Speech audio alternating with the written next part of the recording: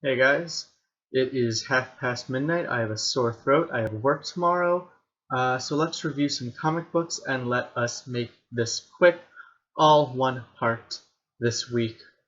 Fast reviews. Starting with Martian Manhunter number 10. In this issue, we get John's origin story.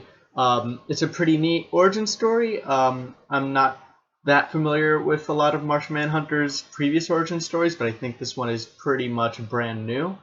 Um, and aside from just telling us like how he came to be, it tells us more about who he was before he became Martian Manhunter, and it turns the whole thing into into like an anti-war message. It's pretty interesting, I think. Art is amazing, as it has been in many of these issues. I'm just gonna flip through, show a really cool page. So here's like the really cool, I think, like one page thing about this. So yeah, basically, this kid, this kid over here, ends up being John's son. Also ends up being kind of the living spirit of Mars. And so he tells us how he caused the end of Mars and also kind of helped John Jones become the Martian Manhunter. And it involves mass hallucination and a test of Martian character that Mars fails by creating a weapon instead of doing something peaceful. So it's an anti-war story. It's an origin story. It's all pretty good. Within the rest of the arc, it might be a bit weirdly paced, but as a kind of a standalone origin story, I think it does its job, and it does more than just tell you where this character comes from. It gives you an actual moral, in a way. Moving on to Batman and Robin Eternal, issue, 24? 2 more issues left, I believe. We have Dick outside of Mother's Arctic Fortress. We have the rest of the Bat family all around the world trying to take out the transmitters to Mother's satellite, which is enabling her to control all the kids. And we have Mother... Oh, this is actually a pretty cool page. Tim thinks with portals in order to get to the top of the tower, because he can't just warp there, so he has to, like, portal jump.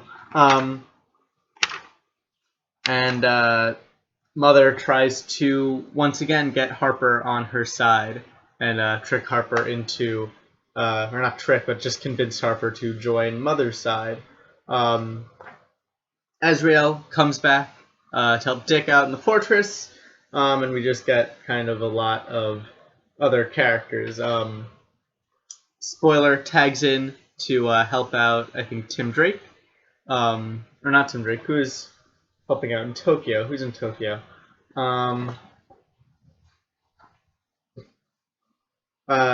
Nobody. It's just, and it was Spiral members who've gotten defeated. So now, spoiler, tags in to take out another Talon, because it turns out Mother has a whole army of Talons.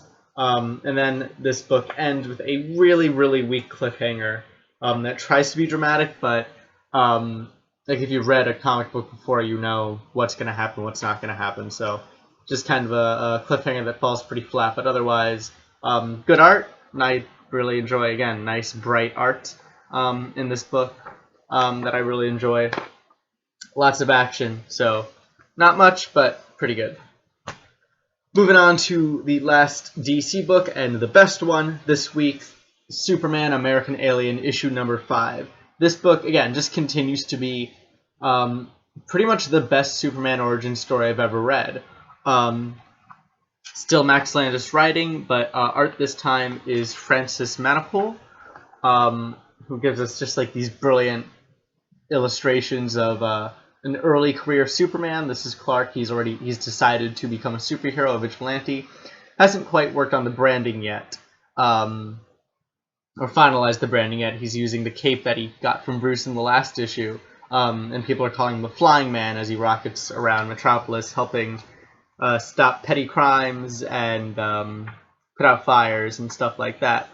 Clark also talks with Lois about what his place might be in Metropolis. Lois, of course, doesn't know that Clark is the Flying Man, as they're calling him, but he's talking to Lois in order to figure out whether he keeps on doing this, and Lois is wondering why this Flying Man is doing all this. Is it through altruism? Does he have an ulterior motive? stuff like that. And then Clark runs into his first supervillain. So we see Clark go up against another person with powers for the first time in his superhero career. It's actually a pretty short fight overall. It's pretty swift, but we get to see him work with cops. So we're getting, like, even though the Flying Man is a vigilante, he's still respected by Metropolis, and we're getting that sort of how this person becomes Superman, how this person becomes the greatest hero on Earth, and not just a weird vigilante guy. So we get to see him build that rapport with the actual authorities. And then at the very end, he confronts Lex Luthor again, and Lex Luthor just kind of outsmarts Superman. He's still naive. He still thinks, that just flying around getting shit done will help improve things, and Lex Luthor's like, no, I'm still 5 steps ahead of you at any given time. So we get to see that relationship build, and that hero-villain animosity start to grow between the two there. So yeah, just overall, really fun, really great book. The best Superman origin story I've read. If you like Superman, this is a must-read. Pick up the previous issues too, or just wait and pick it up all in trade or whatever, but read American Alien. It is one of the best Superman stories ever. Moving on to Clean Room, issue number 4, issue number 6. I can't read. It's tired. I'm tired. This continues to be so fucking disturbing and great. So it took me way too long to realize this, but in this issue they totally lean into the fact that this is a horror story about Scientology being true. Astrid's whole thing is it's a big riff on Scientology. It's that she gets rid of these inner demons, and all these celebrities are involved, and this leans completely into that whole Scientology bent. We open with Spark giving Chloe the memories of Philip right before he died, right before he committed suicide, and Philip is part of this group, and he receives a video. He's reached level 5, and so Astrid is going to tell him the secret of everything she knows, and has to do with the demons or whatever, which is very much like Xenu and the Thetans and all that from Scientology, which is amazing. And I'm really, I don't know whether I'm just really slow and I haven't picked up on that, but yeah, this issue just leans into that, and it is freaky and gory.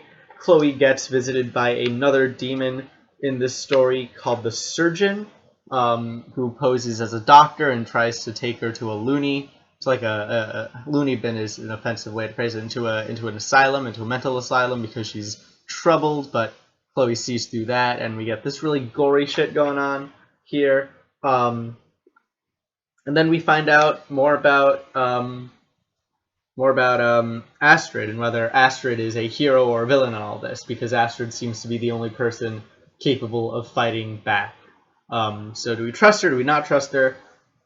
We don't know yet, but Clean Room, really good, really fucked up, twisted, scary, still a little like weirdly funny in some moments, but just a great book, great comic, and I heavily recommend picking it up. Next up, going into Marvel books, is Starbrand and Nightmask. End of the first arc here, and overall I think I'm going to continue to pick this book up. It's just lots of fun, and I'm getting some Sandman vibes from it, honestly. We're dealing with things on that kind of epic a scale. So we begin this book with Kevin, Starbrand, who has just been stabbed through the chest and has to not die. Because if he dies, then the Earth dies with him, because he will die and it'll be a massive explosion, and he doesn't want that to happen. So in the last 5 seconds before he dies, he has to figure out a way to not do that. Meanwhile, Nightmask is still dealing with the cosmic entities of gravity, entropy, and the other one. I forget. And he has to find a way to sever their link to the villains so that Earth doesn't get destroyed. And we find out on this page that it's not just Earth that'll get destroyed, it's the entire universe. So stakes are pretty big here. And we go through each character's kind of heads as they have, as they go through this massively dilated time where we see how Kevin saves himself by basically transmuting a new body for himself to replace the chunks of chest he lost in the last issue. And we see Nightmask use the superflow, or the superflow, in order to break the link between the cosmic entities and the supervillains. And then at the very end, after a bit more fight scene stuff that's really cool, we completely shift gears as Kevin and Adam return to college and go to a party. So here's the party scene, and there's talk about girls and crushes and all that. So developing kind of both sides, the human and the superhero side of these characters in the same issue. It is segmented, but I think it's done well. You don't feel like you're being interrupted from one story in order to tell the other. So I think in this case, keeping them separate works. And overall, these characters are likable. They are two, and I guess they're not teenagers, but they're two young adults, college age, dealing with immeasurable power, but they're still, they're still young. They still care about girls and school and whatnot, just as much as they care about saving the fate of the universe, which I like. And it doesn't feel kitschy, it doesn't feel forced. It feels like that's just who these characters are, and they're really good at balancing the two things. So yeah, Starbrand and Nightmask, really liking it, going to continue to pick it up. And if you like kind of stories about infinite cosmic powers in the bodies of young adults, then I think you might enjoy it too. Next up, we have Captain Marvel, issue number 3. Pretty weird issue. It begins with Carol having a flash forward or a dream sequence thing where she pictures herself dying on an alien planet. Luckily, it is just a dream. She wakes up and she is not well. She fainted or something in the last issue. I forget exactly what happened, but she wakes up in the med bay. She's not at full power, and she begins to hallucinate about the alien world as things go around. Meanwhile, Brand is interrogating Kawasaki about the attempted sabotage, or what she believes is sabotage, which Carol relieves her of doing because Carol believes that Kawasaki is innocent. And then, as Danvers continues hallucinating, the team find out that the alien ship from the last issue has begun taking over the Alpha Flight station, and so they go on a mission to detach the ship from the Alpha Flight base. And as the ship kind of grows and gloms onto Alpha Flight, Carol's hallucinations get worse and worse. And as the rest of the issue goes on, we find out what these hallucinations are, where they might be coming from, and what the ship has to do with all of it. Don't want to spoil too much. I already kind of gave you the first act of this one. Still really good. Still liking it. Yeah, I mean, just not much to say. It's a good book. It's well written. It's interesting. I like what they're doing and playing with the hallucinations and all that. And if you're not sure, is it a flash forward? And then when it's revealed what they actually are, it's a pretty interesting thing setting up for the rest of the story. So Captain Marvel, really fun book. Moving on to Power Man and Iron Fist, issue number 2. Probably the most fun book this week. Just pure fun. Everything about it, like the art style, everything kind of seems to be in constant golden hour, which I like. Everything seems to be like just on the verge of sunset, which makes a really kind of unique kind of color profile for this book that I really enjoy. And then in terms of the writing, it's basically like if Quentin Tarantino wrote Venture Brothers. You have lots of scenes in the beginning with with a Power Fist and Luke Cage Iron Fist and Luke Cage just in a diner chatting about teaming up, getting the band back together, so to speak, after the events of the last issue. Meanwhile, Tombstone has put out a bounty on the team, so they get ambushed by these kind of minor supervillains, which they have to fight in and outside of the diner, while Jessica Drew and Spider-Gwen watch. And Jessica Drew, she's like, I hope they take their shirts off, because she wants to see some hunky hero chest. And what else? Yeah, no, it's just super fun. Danny and Luke start piecing together why all these people are going after them, and Luke is very adamant about not getting the team back together, and Iron Fist is just like, team back together. So it's just super fun. Less kind of 70s and more, I get like a less like overall 70s feeling from this issue and way more of like a 90s, like I said, Quentin Tarantino meets Venture Brothers kind of feel from this, but both of those are really fun things on their own, Tarantino movies and Venture Brothers, so if you like one or either, heavily recommend picking up this book. It is the best of both. It's super duper fun, totally unique, looks amazing, and just, yeah, that's my recommendation. Just, I'm really, really enjoying Power Man and Iron Fist. What else? What's next? Next up is Red Sonja issue number 3. It begins with her punching out a king and then refusing to be the queen again, because King's being a whole jerk and whatnot.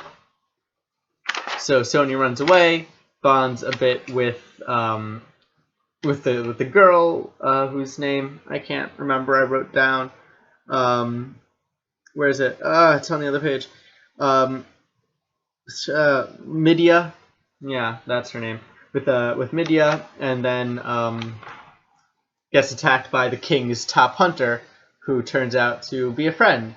So then the three of them decide how they're going to get back at the king and rescue Herkinia from this weird king guy who seems to be fixing everything, but is also a big jerk and a warlord and all that. So that's Red Sonja. Still interesting, still picking it up, but not much to talk about in this single issue. Moving on to The Spirit, issue number 7, I want to say. Issue number 9. Here it is. It's all the way down here. Issue number 9 of The Spirit. Again, still just continuing everything that is great about The Spirit.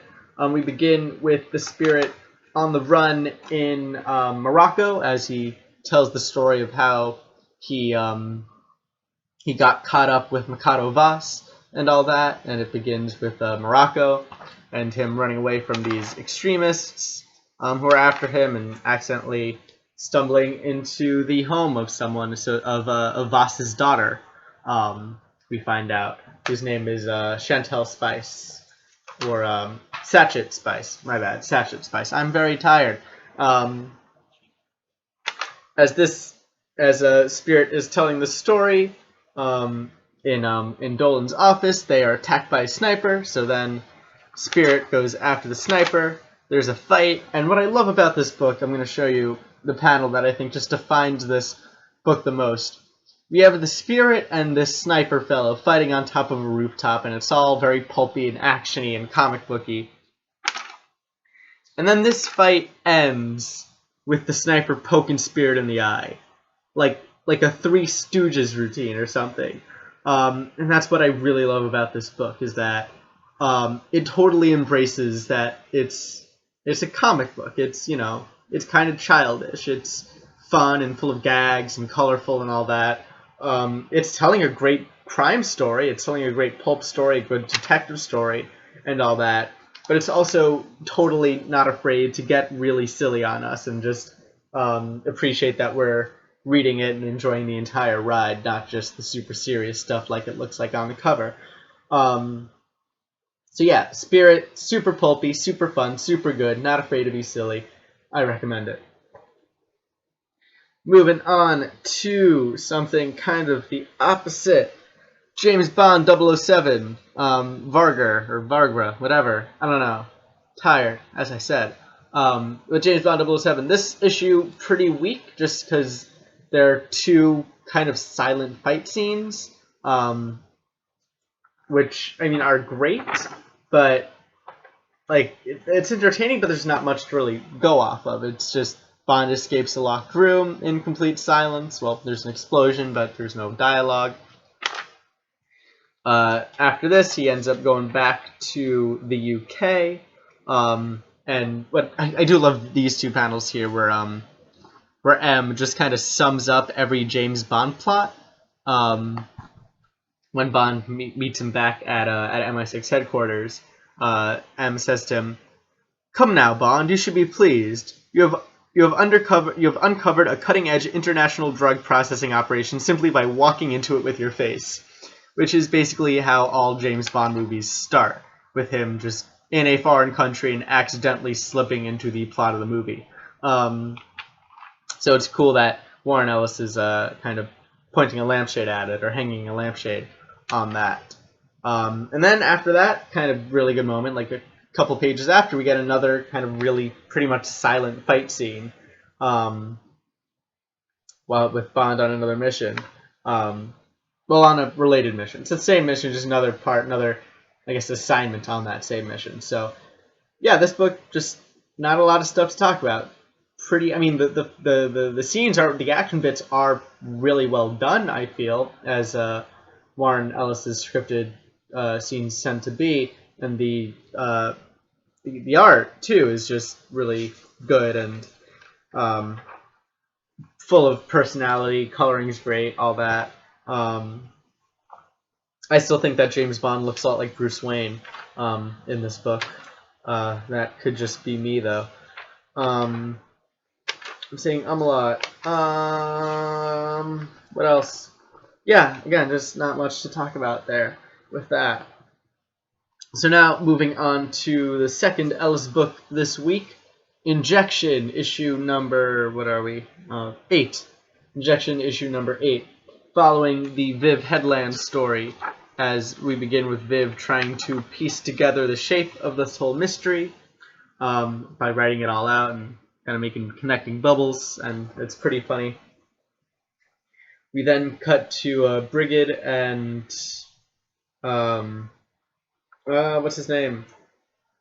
Brigid and I forget the other guy's name, but as they go to the Foundry, which he believes to be a TARDIS, and it does look like a TARDIS quite a bit. So just a quick pit stop with those two before going back to Viv. And let's see how much of this page I can show. Okay, I think I can just cover this up. Actually, no. But, so, Viv's bodyguard, Butler, goes out on a date and makes a passing reference about, oh yeah, Viv doesn't know anything about human interaction. And then we just see all of the kind of human interaction that Viv has had over his life, and he, as this is going on, he explains how all of this is, it's basically just a dig at kind of like Sherlock, the show, and then all of the shows it inspired, because as we get this montage of Viv having sex with everybody, he talks about how one of the greatest lessons he learned about being a detective was that you have to use your emotions, that emotions are a powerful tool in deduction, and that if you try to do detective work without like completely removed emotionally from a situation, you're not going to get very far, which is interesting, and which I like, and it's a very well presented argument. At the end of this book, we catch back up with Robin. This is all in the present. We catch up with Robin, who's having kind of a seance / family gathering, because apparently his mom and sister are dead, and so he's having he might just be drunk too, but he has a bit of a seance, and he's wondering what to do. Should he accept the job that Viv offered him or not? When he gets a call from Maria, and Maria and Robin are back on the injection case, and we get the return of the narration, which is used spectacularly, as it was in the past. And we end this book with Viv making a bit more headroom in his case about the Vandersea and the ghost sex and the murder and the kidnapping and all that and what have you. So yeah, Injection, super duper fun book. Just, I think Mornell's, again, pretty good thesis in the whole thing. But also he knows how to present that incredibly, in an incredibly entertaining way by putting that whole how what he learned about deduction and stuff over a literal, like over just a sex montage that I wish I really could show you, because it's just great juxtaposition, and also good characterization as he's talking while he's like having sex with all these people. He was talking, telling the story of how he learned about all this, and it's just so good. Everything about this book works perfectly. So, Injection, pick it up. I'm gonna blow my nose. Take a sip of water.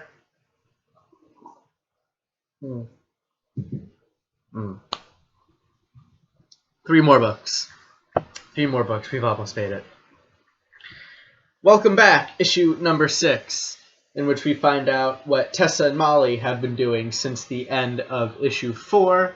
In issue 5, of course, we got Lorena's side of the story, what Lorena's been doing, that she's been tasked with finding her daughter, or finding Mally and Tessa and bringing them back to the sequel higher-ups, or killing them, or whatever, I forget exactly. So in this issue we find out how they all came together at the end of the last issue.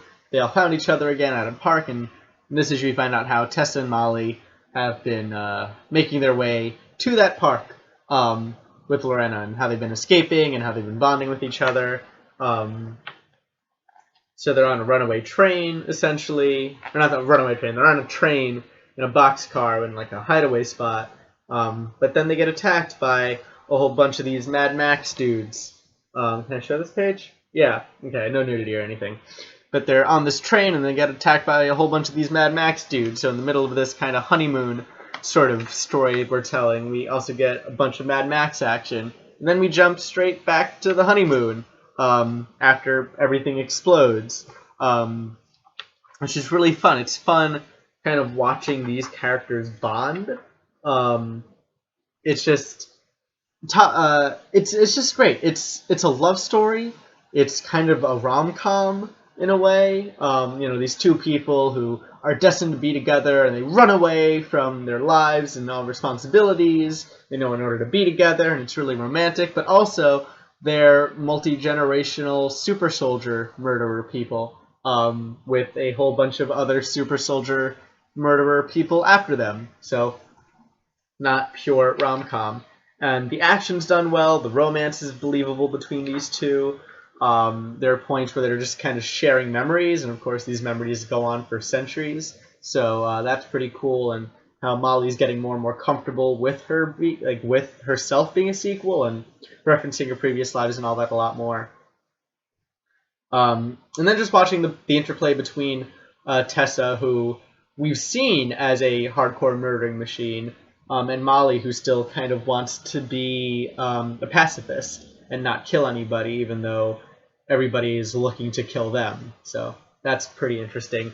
Really liking the art, although I wish that, and I don't know if it's me, but in some pages, Tessa looks like a person. I mean, not Tessa. Molly looks like a person of color, and in other pages she does not. And I don't know. I just find that a bit weird. I don't know if it's whitewashing or she could just be tan, I guess. But yeah, I'm not really sure. Like, that's kind of my only problem with the art, is I wish they'd stick with either she's a person of color or she's not. But other than that, yeah, this is probably the best lesbian comic book out there right now. So if you're interested in reading about some kick-ass lesbians, Welcome Back is the book for you. Next up, penultimately, is Monstress, issue number 6, issue number 4. I am very tired. Issue number 4 of Monstress. I it's getting harder and harder to recommend this book, issue to issue.